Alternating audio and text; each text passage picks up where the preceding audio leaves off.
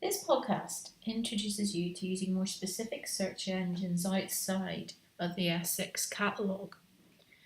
So if you go to the University of Essex homepage, you can actually get straight into the subject guides and select psychology. And the reason this is important is because there are any number of databases, but as psychologists, we want to use databases that specifically target journal articles of interest. Google Scholar can be extremely useful, but it doesn't do a very good job of sorting out exactly the specifics of what we need. And that's why using something like PsycInfo can be much more efficient in supporting you in finding the literature that you really need to read. When we click on PsycInfo, we can see that it gives us a number of operators which help us begin to refine our search. We don't need to put in the word psychology because we are already in a psychological database. So we're going to search a topic of specific interest to me. So I'm interested in student learning. And I'm also interested in goal setting and achievement. So I'm hoping that by using these specific operators, I'll get a sensible size of offerings from the database that I can reasonably look through and not be overwhelmed. So if we hit search, you can see that I've got 180 results. Now that's still too large a subject field for me to be able to work through. So I'm now going to add some additional operators to help me refine this further. The first one I'm going to add is the word self-efficacy. And this should reduce it down to now we've got 37 articles. That's getting close to what we would like. Remember, as scientists, we're really only interested in the most recent research papers. So I've reduced this down so that I'm getting something like the last 6 or 7 years. Now I've got 15 papers that are specifically of interest to me, a much more manageable size for me to start reading and researching the area of interest. Some of these are dissertations, and really what we would prefer are academic journals. So we can go back into this and refine it further by selecting academic journals. So now we've got solid peer review material. So let's pick one of these papers. This is Self-Regulated Learning Processes of Medical Students During an Academic Learning Task.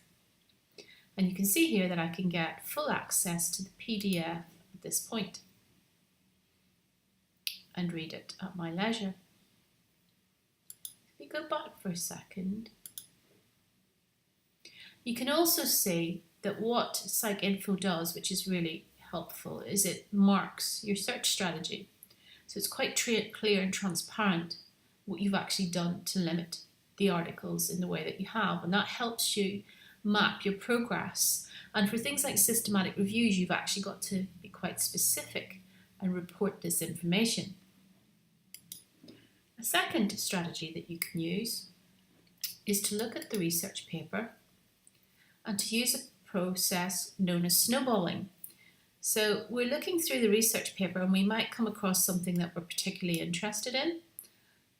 And this is a different style of referencing. It's not APA. You can see they're using numbers instead of dates.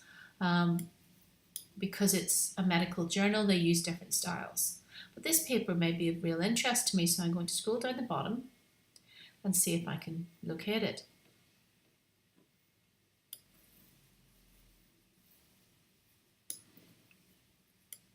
So I'm going to copy and paste this. And I'm going to go back into PsycInfo.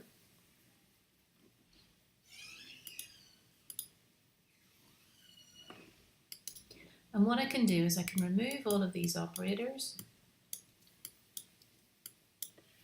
and I can paste the reference and I can locate the research paper.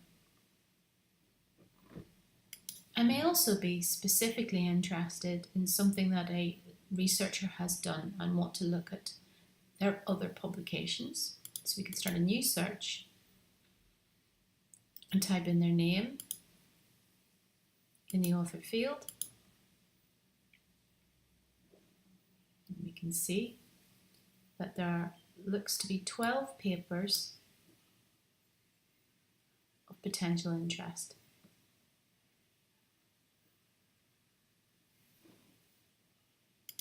To determine if a research paper is of worth or merit, we can also look at the number of times in which it's been cited.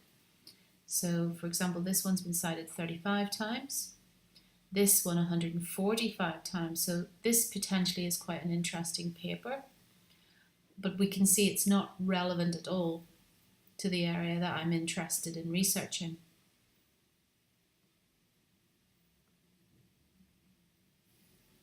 So these ones here would seem to be potentially something that I would be wanting to read more about.